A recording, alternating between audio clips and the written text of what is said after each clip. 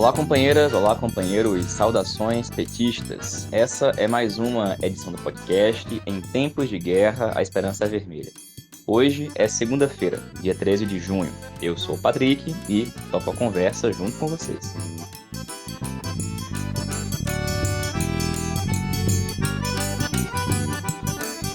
No episódio de hoje, escutamos a companheira Natália Sena, da Comissão Executiva Nacional do PT e da Federação Brasil da Esperança, e fala para a gente da discussão e da votação ocorrida na Executiva Nacional acerca do programa que vai ser apresentado para as eleições de 2022. Natália traz detalhes da discussão ocorrida. Ouvimos também o companheiro Ian Ribeiro, da Executiva Nacional da Juventude do PT, que fala também do debate acerca de programa ocorrido na Executiva Nacional da Juventude do Partido dos Trabalhadores. E escutamos ainda a companheira Ana Afonso, vice-presidenta do PT do Rio Grande do Sul e vereadora na cidade de São Leopoldo. Ela fala para a gente sobre a situação política e os cenários eleitorais do Rio Grande do Sul.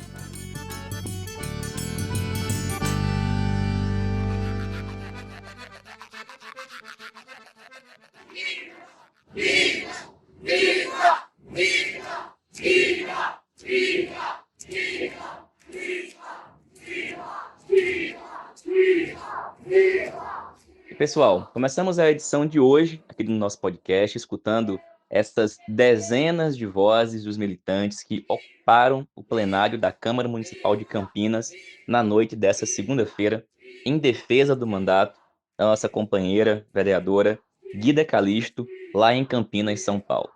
A Guida falou aqui no podcast, na edição de sexta-feira, detalhando a perseguição que racistas, fascistas, lá em Campinas, estavam realizando e estão realizando contra o seu mandato, numa tentativa de caçar o mandato da Guida, porque ela produziu uma HQ, um quadrinho, que fala sobre os territórios negros, que conta a história do movimento negro, da luta do povo negro na cidade de Campinas. Por conta disso, queriam caçar o mandato da Guida.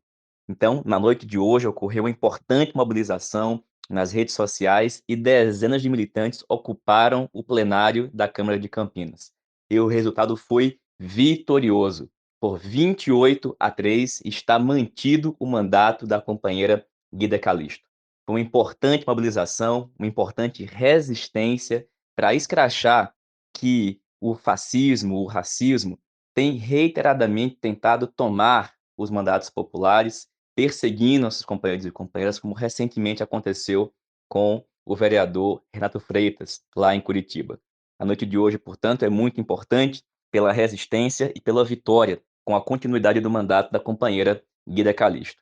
Na próxima edição aqui do podcast, a gente vai trazer a Guida ou talvez outros companheiros que estavam na noite de hoje para falar sobre a votação e quais são os próximos passos dessa importante mobilização. Uma vitória muito importante. Viva a Guida fica e viva a luta antirracismo. Pessoal, dito isso, a gente vai escutar agora a companheira Natália Sena, integrante da Comissão Executiva Nacional do PT, que fala da discussão ocorrida na última semana sobre o tema do programa. Teve discussão, votações e Natália detalha para a gente como é que foi essa discussão. Oi, Patrick. Oi para todo mundo que acompanha o podcast Em Tempos de Guerra, a Esperança é Vermelha. Patrick, a Executiva Nacional do PT debateu as diretrizes para o programa de governo da nossa campanha desse ano para a eleição presidencial. Esse debate foi feito com base num documento, que foi divulgado na segunda-feira, dia 6 de junho, foi divulgado no partido e, ao mesmo tempo, foi divulgado na imprensa, antes de ser debatido, portanto, no âmbito oficial do partido, da sua instância, que é a Executiva Nacional. Segundo nos foi informado, ao mesmo tempo que veio para o PT, também foi enviado para os demais partidos. Esse documento, como eu disse, é um documento de diretrizes, e o debate na Executiva aconteceu 2 dias depois que o documento foi dado conhecimento para nós do seu conteúdo, né? Teve um prazo de pouco mais de 24 horas para apresentação de emendas. Então, na segunda, a gente recebeu o documento, na terça foi o prazo para apresentação de emendas, e na quarta, à noite, dia 8 de junho, foi o debate na Executiva Nacional do PT sobre o documento. Nós divulgamos por escrito as nossas emendas. Foram em torno de 40 emendas que a gente fez, algumas de conteúdo mais profundo, outras mais pontuais, mas essa foi a média da quantidade de emendas que foram feitas por nós ao documento. E está público, a gente divulgou, né, no site Página 13. Então, eu vou me concentrar aqui em relatar como foi a reunião, para vocês entenderem o procedimento das votações e mais ou menos quais são as polêmicas, né? Nem tudo foi votado, né? Algumas questões foram encaminhadas para o debate de programa de governo, com o argumento de que seriam questões ou que requereriam maior aprofundamento do debate, ou porque estavam muito detalhadas na emenda e que aquele era um documento de diretrizes e precisaria tanto ser mais enxuto, quanto de fato apontar diretrizes e não detalhar ações mais concretas que poderiam ser detalhadas no programa de governo. Então, é isso, das quase 40 emendas que foram apresentadas, nem todas foram votadas por ter sido combinado esse procedimento, que alguns temas seriam encaminhados para o debate do programa de governo. Foram votadas algumas questões que eu considero mais de fundo, né, nesse debate, inclusive das diretrizes. Por exemplo, em uma das emendas, a gente propôs a decretação da situação de emergência a partir do início do governo para tratar a situação que o país vai ser encontrado naquele momento, fim de fome, de miséria, né, ter as medidas, inclusive jurídicas, da situação de emergência como possibilidades para que alguns problemas sejam enfrentados do ponto de vista orçamentário e do ponto de vista da velocidade com que a gente vai precisar implementar algumas coisas. Isso foi rejeitado, né, pela comissão, pela Executivo Nacional, com o argumento de que só quando a gente chegar lá é que a gente vai saber se de fato esse é o melhor instrumento. Então, esse é um exemplo de uma emenda nossa que foi rejeitada. A gente não concorda com esse argumento, né? Já deveríamos dizer sim, não tem dúvidas. Eu não vejo que existam dúvidas sobre qual é a situação que a gente vai encontrar o país e a máquina do governo federal pós-Bolsonaro, caso a gente efetivamente vença a eleição. Então, acho que a gente deveria dizer isso até como uma forma de já ir indicando os mecanismos através dos quais a gente vai fazer o que a gente se propõe a fazer no nosso programa, que vai detalhar aí medidas de forma mais específica. Um outro debate interessante que aconteceu foi sobre a questão da independência do Banco Central. A gente propôs uma emenda para incluir que nós defendemos, né, o fim da independência do Banco Central. Inclusive, a gente votou nesse sentido quando aconteceu esse debate há poucos meses atrás no Congresso Nacional. Mas essa emenda também foi rejeitada. E aqui foi um momento interessante do debate, né? Porque aqui não tem divergência de mérito, pelo menos ela não aparece no debate. Né? Foi dito com todas as letras que nós somos a favor de revogar a independência do Banco Central, mas que a gente não poderia dizer isso, né? Que a gente tem que escolher as brigas que a gente vai comprar agora, e essa não seria uma delas. Portanto, a divergência aqui se trata de dizer ou não dizer que vamos fazer. Nessa emenda também foi rejeitada. Eu e Socol, o companheiro Socol, votamos a favor da emenda, que incluía um dos itens do texto a afirmação de que a gente iria acabar com a independência do Banco Central, mas ela foi rejeitada. Uma outra emenda bastante importante que a gente apresentou é sobre o tema das Forças Armadas. Esse tema a gente vem insistindo que precisa ser tratado, precisaria já ter entrado lá no Plano de Reconstrução e Transformação 2020, não entrou, né? O PT não aprovou nada sobre isso, apesar de ter tirado uma comissão para trabalhar o assunto, uma comissão que até onde a gente sabe não funcionou, não se reuniu. Depois, no debate sobre o programa da federação, de novo, esse tema não entrou. E agora a gente está debatendo as diretrizes para o programa de governo. Mais uma vez, aqui, eu não vou nem dizer que não entrou, porque na verdade aqui eu acho que teve um retrocesso. Era melhor não ter falado nos termos que ficou, né, nas diretrizes. A gente apresentou a emenda para revogação do artigo 142 da Constituição, né, o caput do artigo 142, onde se fala da garantia dos poderes constitucionais, por iniciativa de qualquer deles, da lei e da ordem, como uma função das Forças Armadas, que é o trecho que embasa a polêmica sobre as Forças Armadas serem uma espécie de poder moderador entre os três poderes, né? E também a emenda incluía a questão da saída dos militares dos cargos comissionados e envio para a reserva dos comandantes nomeados por Bolsonaro, né? Então, devolução às Forças Armadas dos militares que estão nos cargos civis e também transferência para a reserva dos comandantes nomeados nesse período do governo Bolsonaro. Então, a emenda era basicamente isso.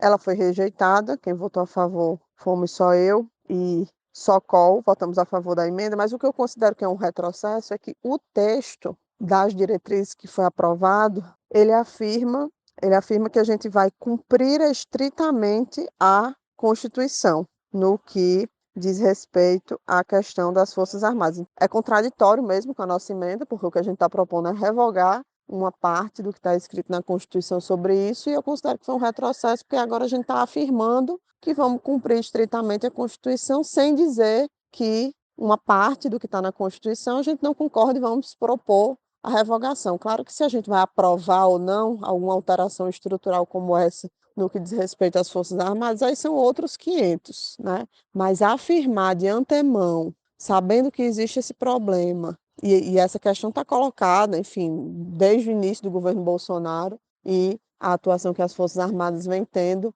desde então. Enfim, sabendo de tudo isso, de todo o contexto que a gente está vivendo, afirmar que a gente vai cumprir estritamente a Constituição sem fazer qualquer ressalva de que, enfim, a gente defende a revogação do artigo 142. Tem proposta legislativa sobre isso, de autoria do PT, tramitando. E aí, agora, as nossas diretrizes do programa de governo estão afirmando o contrário. Então, considero que foi algo muito ruim a aprovação do conteúdo das diretrizes acerca do tema das Forças Armadas. Uma outra emenda que foi rejeitada, né, a gente pedia para incluir na parte que fala de forma geral, né, sobre a superação do Estado neoliberal e a consolidação do que o documento de diretrizes está chamando de a consolidação de um estado de bem-estar social, pedimos para incluir a expressão como parte de uma perspectiva socialista, né? Então, a gente incluiu essa expressão, perspectiva socialista. No momento do debate, o companheiro Joaquim Soriano fez uma emenda à nossa emenda, pedindo para incluir como parte de uma perspectiva socialista e democrática, com o que, obviamente, tivemos acordo, mas essa emenda, com a emenda do companheiro Joaquim Soriano, foi também rejeitada, né? O argumento explícito que foi colocado é que não está colocada para a nossa coligação a perspectiva socialista como meio, como nosso instrumento para a superação do neoliberalismo. Por um argumento que apareceu tanto nesse debate da questão da perspectiva socialista quanto em outros, foi o seguinte: esse não é um documento que o PT está trabalhando para propor os demais partidos, então vamos deixar que os demais partidos rejeitem, que digam que não faz parte da nossa, enfim, do caráter da nossa coligação, incluir isso, mas não, né? Já se tira de antemão na proposta do PT essa referência à questão da perspectiva socialista. No debate também teve, enfim, tentativa de colocar na nossa boca o que a gente não disse. Por exemplo, dizendo coisas do tipo: ah, mas vocês acham mesmo que vamos implantar o socialismo? Obviamente que quando a gente diz como parte de uma perspectiva socialista, isso é diferente de dizer que vamos implantar o socialismo. Mas essa tentativa de distorcer o que estava sendo proposto na emenda foi devidamente enfrentada no debate, porque a emenda não se trata nem de longe da implantação do socialismo. Uma última emenda que eu queria comentar é sobre a questão da Assembleia Nacional Constituinte, mas na verdade não é só isso, né? Fizemos uma emenda que trata do assunto da reforma político-eleitoral, digamos assim. A gente propôs incluir, né, a defesa de uma reforma política eleitoral que possibilite a maioria do povo eleger seus representantes sem as distorções causadas pelo poder econômico, compra de votos, oligopólio da comunicação, né, a questão da revisão das distorções da representação nos estados, do papel do Senado como Câmara Revisora, e como parte deste debate da reforma política eleitoral, como parte deste debate, os partidos integrantes da coligação colocarão em discussão a necessidade da convocação de uma Assembleia Nacional Constituinte. Então, a emenda também num tom muito abaixo, inclusive, do que o que a gente acha que é necessário em relação ao debate da Assembleia Nacional Constituinte, né, dizendo que a gente vai colocar em debate, não é que convocará. É uma emenda baixo perfil nesse sentido, mas mesmo assim ela foi rejeitada. O argumento é o argumento de sempre, que não tem correlação de forças, Na verdade, deu até um passo além do argumento de sempre, né? Porque foi feita uma discussão no debate de defesa da Constituição de 88 como algo que precisa ser preservado, o que ainda resta dela, enfim, as migalhas que ainda restam, precisam ser preservadas a todo custo. A gente não pode sequer falar no assunto constituinte no momento que a gente está vivendo. Então, enfim, a gente discorda disso, né? Não acho que não fazer o debate que vai resolver, nem sequer preservar a Constituição, que já está sendo, com todas as suas limitações, mas está sendo desmontada já há muito tempo. Então, essas foram algumas das votações que aconteceram na reunião da Executiva Nacional que debateu as diretrizes do programa de governo. O texto final ainda não foi divulgado com as emendas, algumas outras que a gente apresentou foram incluídas, né? Mas essas foram as que eu escolhi destacar aqui como as principais, né? Os principais debates que foram travados. Esse debate não se encerrou ainda, tanto no âmbito do PT, né? Vai acontecer agora a discussão do programa, que a expectativa é que ele seja mais aprofundado, né? As diretrizes, a ideia era ser um documento mais geral, e o programa, a partir das diretrizes, ele vai aprofundar, dar maior concretude aí as propostas em relação a cada área do que consta nas diretrizes. Então, esse debate continua. No dia seguinte à reunião, houve uma reunião dos partidos da coligação, são 7 partidos, é o PT, o PCdoB e o PV da nossa federação, aí tem a Rede, o PSOL, que também são uma federação, o PSB e o Solidariedade. O debate está envolvendo esses 7 partidos. No dia seguinte à reunião da executiva que debateu essas emendas, houve uma reunião com esses partidos. O que a gente soube foi que os partidos também apresentaram emendas ao texto, mas ainda não temos informação oficial sobre qual foi o conteúdo dessas emendas. Estamos buscando saber e assim que soubermos, caso haja alguma grande polêmica, a gente vai também tratar desse assunto aqui no podcast. Uma outra coisa que é importante destacar que aconteceu depois da reunião da Executiva Nacional é o burburinho em torno do tema da revogação da reforma trabalhista, e aí isso se deu na imprensa, né? Em tese, no PT, este assunto está superado, a gente vai defender isto, no entanto, a gente sabe que alguns dos nossos, entre aspas, aliados, né, integrantes da coligação eleitoral, não gostam da ideia, e é possível que a gente se depare agora no debate do programa com algumas tentativas de retirar a defesa da revogação da reforma trabalhista do programa, mas isso também ainda não é algo que está, enfim, que está encerrado o debate. Então, esse é um pouco do resumo aí das polêmicas acerca das diretrizes do programa. Eu queria convidar todo mundo que vai ouvir o podcast hoje, na segunda e também amanhã na terça, a acompanhar na quarta-feira o programa Antivírus, no canal do YouTube, também com o mesmo nome Antivírus, né, onde eu e Walter vamos aí sim comentar uma a uma cada emenda apresentada. Então a gente vai comentar, explicar qual foi a emenda e dizer se ela foi aprovada, se ela foi rejeitada ou se ela foi remetida para o debate do programa de governo. É isso, o programa Antivírus acontece na quarta-feira, a partir das 18 horas, no YouTube, ao vivo, e fica gravado para quem quiser ver depois também. Um abraço. Valeu, Natália. Obrigado, companheira. E, gente, hoje aconteceu a reunião da Executiva Nacional da Juventude do PT. Sobre essa reunião, que também discutiu o tema programa, a gente vai escutar o companheiro Ian Ribeiro, do Rio de Janeiro.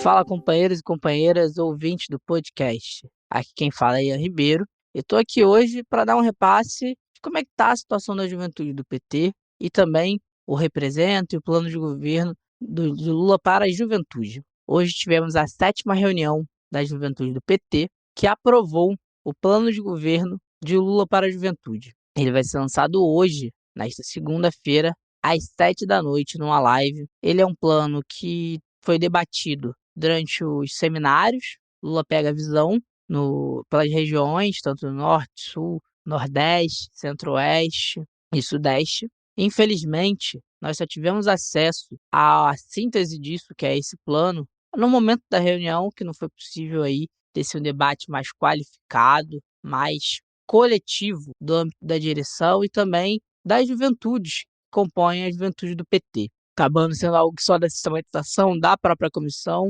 a partir do acúmulo desses seminários, e não também uma construção ampla e totalmente democrática. Foi aprovado com quase consenso, apenas com uma única abstenção, que foi minha abstenção, exatamente porque não foi possível ter acesso ao plano anteriormente à discussão, para se vir preparado com a discussão coletiva e ampla sobre o que seria proposto. Já sobre o Representa, esse final de semana aconteceu em São Paulo o seminário de lideranças, de formação de lideranças. Infelizmente eu não pude participar. Estiveram presentes lideranças de todo o Sudeste e Sul do Brasil, lideranças com muitas aspas, né? Tem quase todos jovens pré-candidatos e candidatas que estão aí participando do Representa e estão aí pleiteando uma vaga no legislativo, seja federal ou estadual, nos respectivos estados da federação. No mais, é isso. De fato, não pude participar, então não tenho muitos informes, mas prometo voltar aí com informes mais qualificados sobre a situação do Representa. Valeu, Ian. Obrigado, companheiro. E, gente, a gente vai ouvir agora a companheira Ana Afonso. A Ana é vice-presidenta do PT do Rio Grande do Sul, atualmente é vereadora na cidade de São Leopoldo, já foi deputada estadual, está como pré-candidata a deputada novamente. E fala para a gente sobre o cenário político e eleitoral no Rio Grande do Sul. Quais são os cenários e as perspectivas?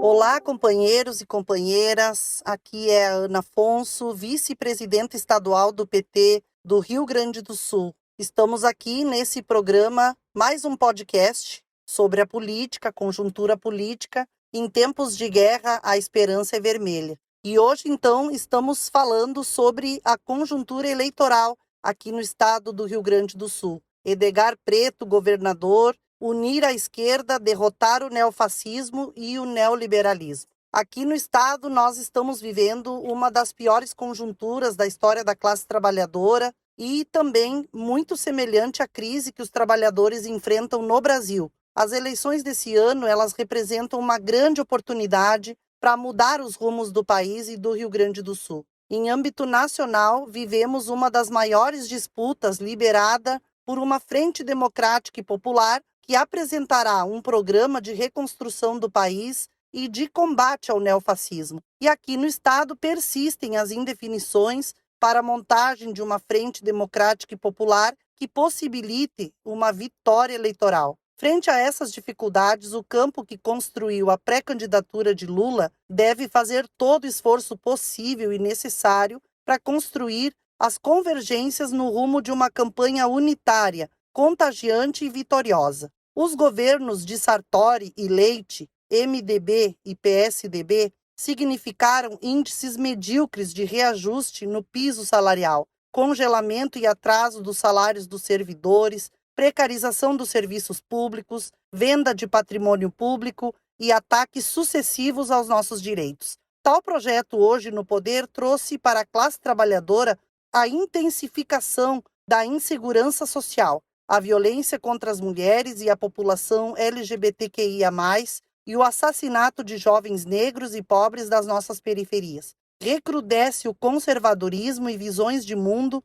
que hegemonizam cultural e ideologicamente a sociedade, levando a um Estado neofascista, policialesco, que pretende acabar com a democracia e as instituições. Nesse cenário, a vinda de Lula aqui a Porto Alegre deixou uma questão em aberto para a esquerda gaúcha. É possível unir as nossas pré-candidaturas ao governo estadual? Lula demonstrou preocupação sobre a possibilidade de ter que visitar ao menos 3 palanques durante a campanha, já que as pré-candidaturas de Pedro Ruas, do PSOL, Edgar Preto, do PT, e Beto Albuquerque, do PSB, seguem posicionadas. No entanto, o cenário estadual nos apresenta um problema ainda maior, pois na atual correlação de forças, corremos o grande risco de ver, em segundo turno, entre o desastroso continuismo neoliberal representado por Leite e Gabriel, e uma radicalização autoritária desse projeto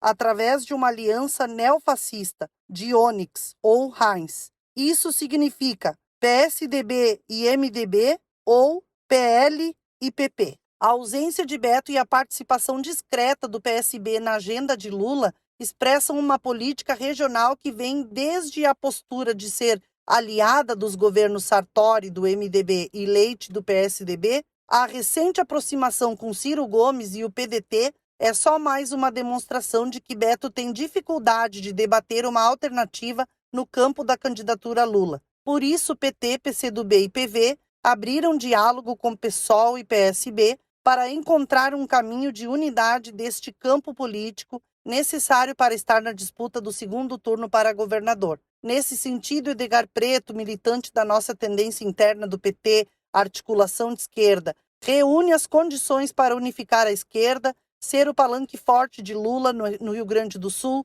e enfrentar no segundo turno os neoliberais e os neofascistas. Vamos abrir, a partir do dia 15 de junho, as Assembleias Populares Regionais, que começam aqui em São Leopoldo, cidade governada pelo nosso companheiro prefeito Ari Vanazzi, para discutir as bases programáticas da candidatura Edgar Preto e ampliar a mobilização para a campanha eleitoral, para tirar o Rio Grande do Sul do atoleiro imposto pelo regime de recuperação fiscal, que significará o congelamento dos investimentos sociais no Estado, que lidera o crescimento da desigualdade na região sul, ampliará as desastrosas privatizações e o arroxo do funcionalismo público. Junto com as nossas candidaturas a deputados estadual e federal, cresce o desafio de conquistar mais um espaço na Assembleia Legislativa e na Câmara dos Deputados. Um governo Edgar Preto junto com Lula vai estar conectado com as propostas emergenciais para superar o desemprego, a inflação, a fome, a carestia, a miséria,